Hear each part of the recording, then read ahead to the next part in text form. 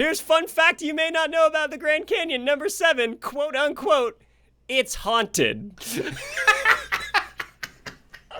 They just put that on a website and called it a fact.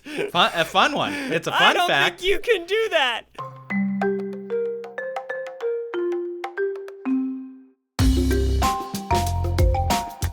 So my question comes from Roman. Like Roman times. And I love it so much. You're laughing. For reasons I'll get into.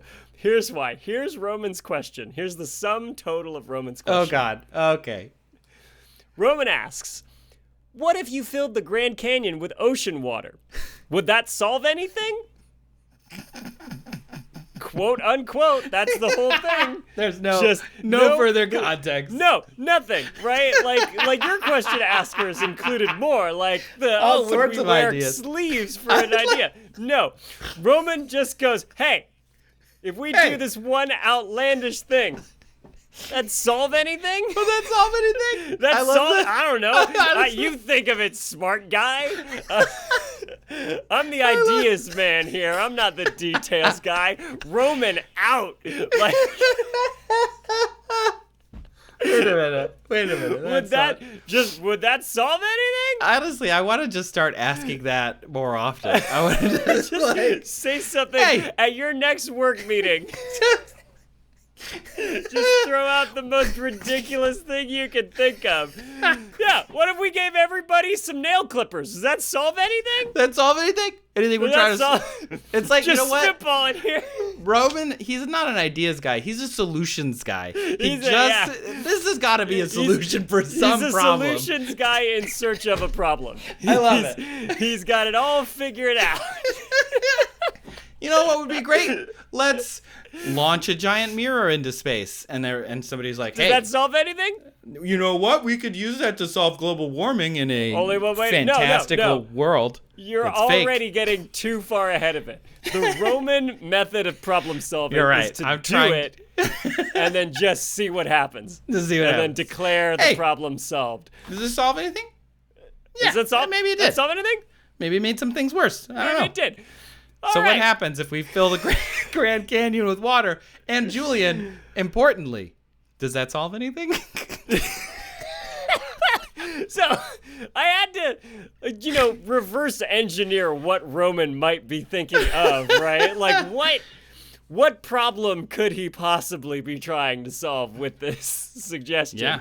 And the only thing, because he specifically says ocean water, right? Yeah, true. And so the only thing that I think that leaves left is sea level rise. Oh. Right? You think Roman's trying to solve sea level rise? If we're taking ocean water, right, specifically, because if he just said, fill it with water, oh my gosh, that might be a solution to actually a lot of things. But Roman said ocean water. So I followed that line of thinking. But first, let me take you to the Grand Canyon. Have you ever been to the Grand Canyon? I was supposed to go to the Grand Canyon on this big cross-country drive. Turns out it's real big, and driving to a place to see it is easy if you just want to drive to the closest place. But if you want to go to one of the national park places or a place to visit, you could drive for 3, 4, 5 hours just one way to get to that spot in the Grand Canyon because it's real big. Not worth it when you're trying to make it across the country. With a toddler. By a deadline, with a toddler, in an EV. Yeah. All right. Yeah. I don't know if you've heard this, Trace. It's real majestic. I've heard that. What they say. It's what the buzz about the Grand Canyon is. It's going around. So I thought before I dive into the Grand Canyon and the geology of it, which I am not a big geology guy, but every time I look into geology, I'm like, I underappreciate this discipline because it's incredible. Actually really, really cool. It is. But I started, I'm like, what are some fun facts as a little aperitif, before we get into some geology that people might not be that interested in. Little hors d'oeuvres. Yes, one of those hors d'oeuvres. So I started looking it up, and actually I found one that is related kind of to this question.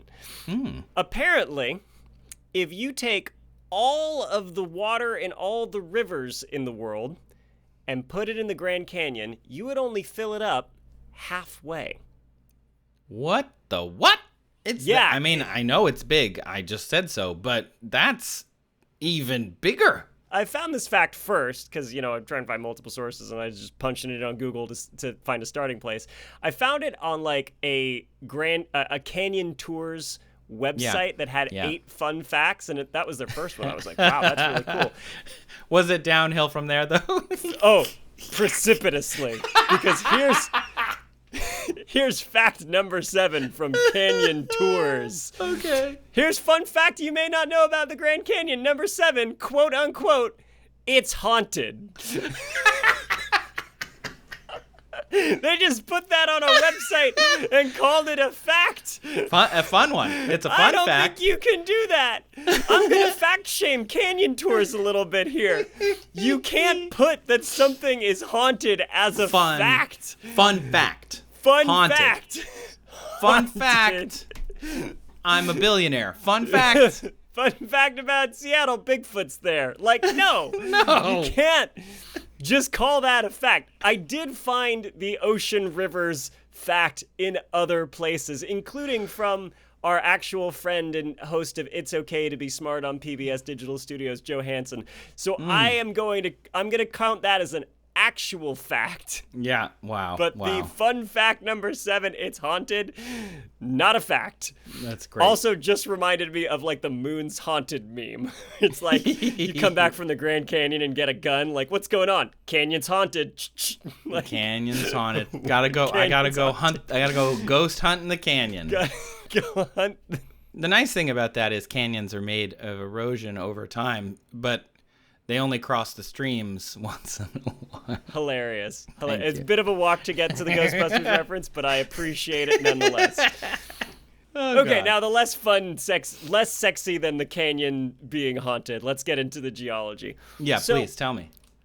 Actually, the Grand Canyon's a really fascinating geological, I don't know if accident's the right word, but just like phenomenon.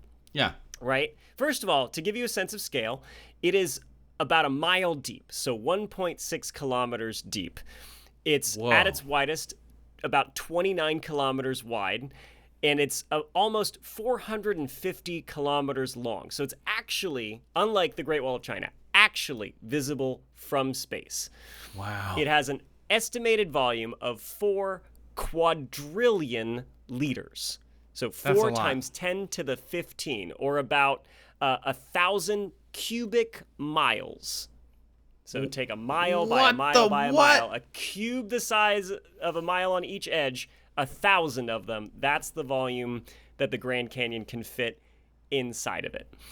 Wow. So, yes. And what's crazy to me is it was formed in geological time not that long ago. How long do you think it took to form the Grand Canyon? I mean, I don't know. The fact that you prompted me with not that long, I don't know, a couple million years, millions? About 5 million years it took for the Colorado River to carve through the Grand Canyon. That's it? I mean, that's surprising. It. That's shocking. And it's a very specific sequence of events that made this possible over the course of Earth's history. So, at the lowest level of the Grand Canyon, you have this metamorphic rock, and there's some, igneous, some volcanic kind of intrusions that go into it. But the metamorphic rock is called the Vishnu Schist. Okay. Why it's called Vishnu? I wish I knew. Sorry. That's awful. It is a little bit. And it's actually, I wanted to kind of shoehorn that joke in. But it's because there was a geologist in the 1800s who thought one particular little mountain kind of looked like a Hindu temple, and he named it like Vishnu Temple. And then this started this tradition of a lot of things being named after like deities and mythological figures in the Grand Canyon. So yeah, at the lowest level, there's the Vishnu Schist. So that's like also known as the Vishnu Basement, all the rock down at the lowest level. And the Vishnu Basement is about 1.75 billion years old. Okay. Yeah, it's quite old. And wait, the Vishnu Basement is 1.75 billion? Yes, 1.75 billion. So the lowest layer of the Grand Canyon. It's a long, long time ago. And keep in mind, the Earth is constantly shifting around, moving around. So this is way, way before, like, Pangea. Yeah. You know, this is, which was like 300 million years ago. Oh, wow. These rocks at the lowest level were brought to the North American continent from some tectonic activity, right? And so they were just kind of smushed in the American continent. So again, because the Earth is moving and changing, like the plates on it are moving around so much, you can't think of it as looking like the current American Southwest this far back. Oh. And in fact, for a very, very long time, where the Grand Canyon is now was covered by ocean waters. Yeah. So actually, it kind of already was filled with ocean water at some point. But again, that's like... But did it solve anything? Well, it solved the problem of dinosaurs maybe setting up shop there. If you don't want a dinosaur infestation... Cover it with ocean water. Because this area, it was underwater from about 1 billion years ago to 80 million years ago. Yeah. So basically missed that entire period of the dinosaurs. It was underwater from the supercontinent before Pangea, from like Rodinia times. So you had like a whole supercontinent break up and then another one form, and this area is still underwater, right? And over that span, the water is depositing layer after layer of sand and dirt and seashells that get crushed down into limestone, and then the dirt is shale and the sand becomes sandstone, right? So you get this really obvious stratification of these sedimentary rocks. Yeah. And then at some point, the plate tectonics work more magic, and the Pacific plate starts diving underneath the North American plate, and it pushes up the Colorado Plateau. Yeah. And forms the Rocky Mountains. Love them. Beautiful mountains.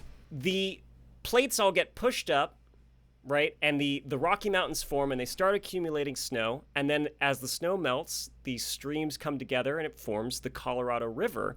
And the Colorado River has a special feature in that it drops a lot over a short distance. It drops on average about 10 feet per mile, which is about a little less than 2 meters per kilometer, which is pretty steep for a river. And it carries with it literally hundreds of thousands of tons of gritty sediment every day get washed down the Colorado River. You have nature's equivalent of like a belt sander absolutely knifing through these layers of sedimentary rock that had built up over those millions and millions of years, those hundreds of millions of years. How inconsiderate of that river to just destroy that natural environment. Curse you, river! So it cuts this really deep gash through these rocks pretty quickly.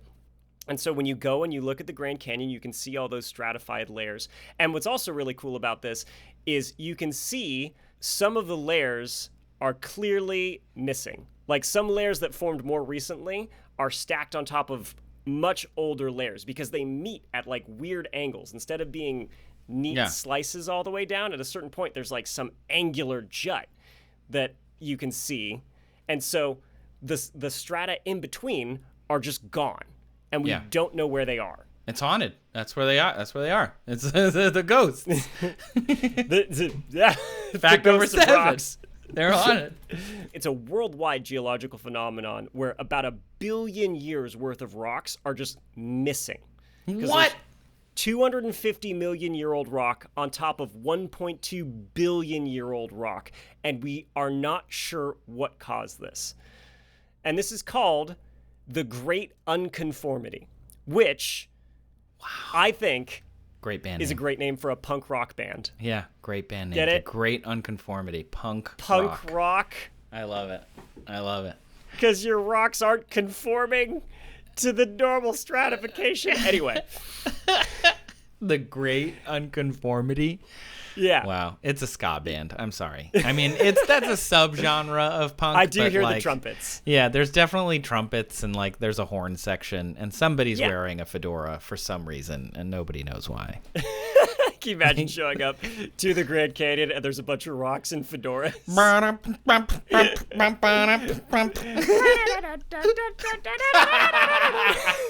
But it's cool because you can see, like I said, those angled parts. That those angled parts used to be level, and then they got pushed up at that angle when the Rockies were forming literally hundreds of millions of years ago. And you can just go and see it. It's That's right so there because cool. the Colorado River cut into it.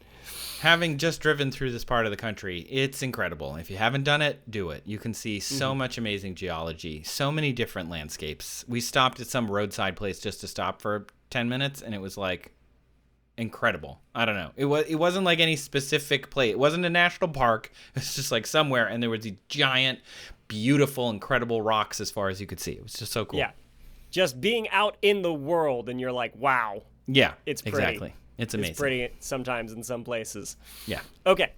So, now that you know a little bit about how the Grand Canyon formed and just how freaking huge it is, we can talk about Roman's question of, does this solve anything?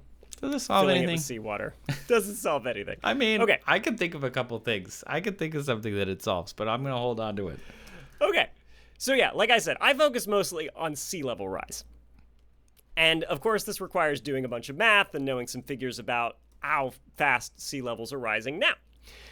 So according to a 2022 report from NASA, NOAA, the EPA, FEMA, the USGS, the DoD, every alphabet soup government agency in the US, basically, sea levels are projected to rise along the US coastline an average of about 1/4 to 1/3 of a meter by 2050. Yeesh. So as high as a foot Yeah, by 2050. that's a lot. And if we don't curb emissions, that level could rise anywhere from 1 to 2 meters by 2100. Jeez. Yeah. Meters. That's Meters. Yeah. That's like 1 6 to feet. 2 meters. Yeah. Water doesn't get distributed evenly as things melt. It was actually really interesting reading this study. Like, melt from farther away has a bigger impact on like the sea level change. So like melt from Antarctica will affect us in North America more than melt from Greenland in terms of just sea level rise, which I thought was really interesting. That is interesting. But the global mean sea level, so as a whole across the world, if you were to average the sea level rise, right now it's going up about 0.42 centimeters every year, and it's accelerating. Ooh.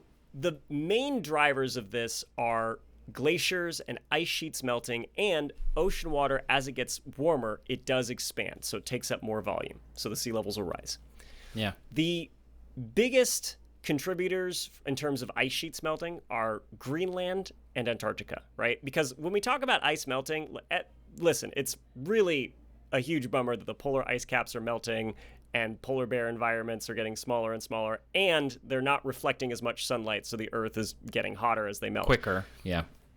But because those ice caps at the North Pole they're not on land, they're free floating, it's like ice in a glass of water. When it melts, it doesn't make the glass overflow. Right. Unlike the ice that's on Antarctica and on Greenland, right? This is just like piles and piles of ice sitting on top of land masses. And if those melt and flow into the ocean, that does cause the sea level to rise. Yeah, that's like ice outside of the bowl flowing into the bowl as it melts. Yeah, just dumping in new ice and ice water, right? So Greenland and Antarctica, the ice losses are about 270 billion metric tons and 150 billion metric tons per year, respectively. That's a lot. That's a lot. So combined, these ice sheets melting, they're responsible for about 1/3 of that average sea level rise since 1993. So about 1/3 of how much the oceans have gone up is coming from just Greenland and Antarctica, the ice on those continents and island melting. Oof. So now let's do some math, right? Let's talk about how big the Grand Canyon is again. Remember I said it's got a volume of about 4 quadrillion liters of water. Good news about water is it has a mass of about 1 kilogram per liter.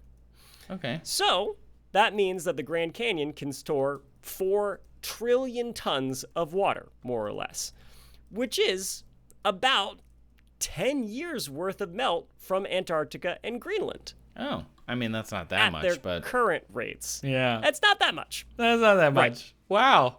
Oh my gosh, that's again, a lot of melt. Yeah. 10 Grand Canyons or 1 Grand Canyon. Oh, gosh, there's only 10 years? That's not great. Yeah. And like I said, those 2 ice sheets, those are responsible for about a third of sea level rise. Yeah. So really, we're in trouble. It's more like we're delaying sea level rise by 3 to 4 years at the current rate of melt. Yeah. But remember that the ice is melting faster as the planet's getting warmer. Yeah.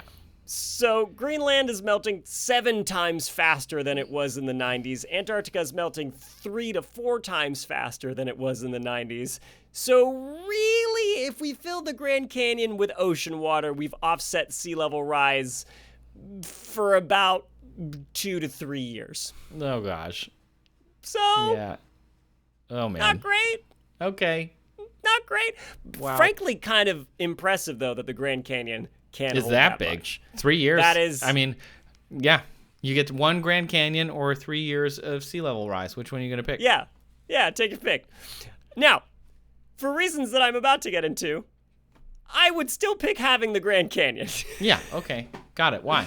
But what were other problems? Before I move on, though, what were other problems that you thought this might solve? Oh, the haunting, obviously. If I The fill it with haunting. water, you can't. You flush her out. Yeah, just those flush the ghosties ghosts right out of there. Just get them. Either they're underwater ghosts. Who cares? Not going there. I'm not a billionaire with a submarine that you have to deal with. But, beachfront property in Arizona is pretty nice. Do you think somebody sells a ghost removal spray? Like Yes. my dog got sprayed by a skunk the other night. Do I think And someone I went and I bought does? some skunk removal spray. Yeah, somebody must have some Of anti-ghost course spray. someone does. Absolutely. And they sell it for $19.99 or something on my man. website. Yeah, we need to get into that racket. We could truthfully be like guaranteed to remove all ghosts. Yep. Guaranteed, because they weren't there in the first place. Your house will be ghost free. It was and will be ghost free. Listeners, you're in on this. Don't tell nobody about Don't this. tell But when anybody. You This see is Trace and Julian's $1 million idea. ghost cleansing spray. We need to go on Shark Tank. Matching T-shirts with a Grand Canyon and then the Ghostbusters logo over it. Honestly, not bad. Not bad. So stupid. Okay, they'll have to change that website though on Canyon Tours. Yeah, we'll ruin. They'll fact be down number. to They'll 7 just, fun They'll facts. just stroke it. They'll just put a strike through. They'll cross it out. Used to be haunted. Yeah. Grand Canyon used to be haunted. Okay, so let's get into why this is actually much, much worse than any sort of solution it might be proffering if we filled the Grand Canyon with ocean water. Yeah. I think the most obvious thing that would happen is you utterly destroy the environment of the Grand Canyon. Right. Yeah. That's Good a point. no-brainer. You're taking what was a freshwater river and you're dumping 2.5 years of sea level rise of salt water. 1,000 cubic miles Yeah, of 4 salt water. quadrillion liters of salt water, right? And the Colorado River, when you actually see the Grand Canyon and you're like, this little thing did that? It's not a lot of water. Yeah. Yeah, you're going to do devastating ecological damage, especially to the aquatic life, which is kind of a bummer because it turns out the Colorado River is not a hospitable place for fish. There's only 8 species of fish that are native to the Grand Canyon, and 6 of them are only found in the Colorado River. So they're all dead. Okay. Oh, yeah. Well, great. Yeah. Thanks, river. So that environment's destroyed. Then you've also got the natural landmark that you've lost, this treasured part of our nation's heritage. And a treasured part, I should say, of also the 11 associated tribes of the Grand Canyon that all consider this place to be sacred. Oh, great. So we've destroyed that. I can't imagine something more American than destroying a place considered sacred to native tribes people to solve a problem that, industrialized America had a huge hand in creating, but for 2.5 years. Yeah, just temporarily. You're stealing, what is is it? Stealing from someone to pay someone else? Peter to pay Paul or some... It's just so peak, shameful parts of American history. Of, Yes. Sorry, native people. We made the sea level rise, but we're going to fix it by making this worse for all of you again. Yeah. So Yeah. sorry. So Sorry. yeah, that's Sorry, probably but bad. not- You might get not a sorry, though. little pushback. But along with being, incredibly disrespectful to all the native people in the region, And all it the life. and all the aquatic life there, yeah, it also royally screws over the southwestern United States basically as a whole. Can you tell me why? I mean, Yes. I have some ideas as to why. If you lived in California, particularly Southern California, the Colorado River should be on your mind. Yeah. Because we are in the midst of a gigantic three-way fight over the water in this river. We parceled it out, between California, Nevada, and Arizona. We came to some agreement a long time ago on how much we could use, and quite lacking in foresight, we agreed on splitting up more water than the Colorado River actually has. That is one of my favorite facts about how we split the water. It's just like, imagine there are 100 units of water in real life. California, Arizona, and Nevada was like, okay, you get 60, you get 70, and you get 50. And it's like, Exactly. wait a minute. Exactly. So now everybody's like, wait, we agreed that I would get this much. Not like this much percentage, but just like this much water. Physical period. water. Yeah. So everybody's just like, oh yeah, let's build like new housing residences in the middle of the desert, and let's grow more crops down here where it's getting hotter and hotter. And it's a problem. It is a problem. huge, huge problem. 30 million people rely on the Colorado River from the Grand Canyon southward for their drinking water. Yeah. And it provides irrigation for all those farmlands too, for like millions and millions of acres. The farms that feed a lot of the country as well. Yeah, 90% of the nation's winter vegetables, I looked it up, are grown using water from the Colorado River. And Trace, I don't know if you know this, you cannot irrigate with salt water. You cannot drink salt water. What? Yeah, that's bad. That would be bad. What you'd do is you'd kill all the crops and make it impossible to grow anything ever again. So you'd Carthage it. Yeah, you would go straight up Roman on Carthage. your own land.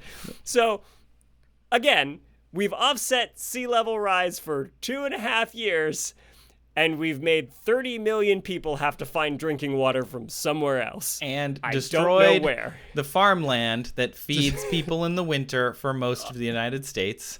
Also, a significant amount of the power in Southern California comes from things like, wind power and stuff. Well, that's probably all washed away now. Because that's the thing you haven't mentioned yet. Erosion. If I just snap my fingers and put a whole bunch of water in there, where's it going to go? It's not going to stay there. Oh, you're so beautiful. I love you so much. Because this is also why I went on that long geology lesson about the Grand Canyon in the first place. Oh, because it's going to cut through it like butter. Right. We've taken trillions of tons of water. Oh, God. Or sorry, we've taken millions of tons of water, trillions of liters of water, and we've put it into this big, soft-walled bathtub. Oh, no. Where's it gonna go? Oh, no. Yeah, you're probably going to get it flowing in all sorts of directions and causing more untold environmental havoc. No. Because again, it's flowing from that higher elevation in the Colorado Plateau downward. Welcome to the Baja California Delta, because now it's just a bunch of rivers all spread out, all destroying saltwater rivers, no life. Oh my gosh, that's nuts to think about. Yes, exactly. And I was also thinking about power. I don't know how it would affect like hydroelectrics, right? Like the Grand Canyon sort of ends around Lake Mead, which is an artificial lake that was created when the Hoover Dam was built, which is right next to Las Vegas. I've been there. It's cool. Cool trip. It is cool. It's a cool place.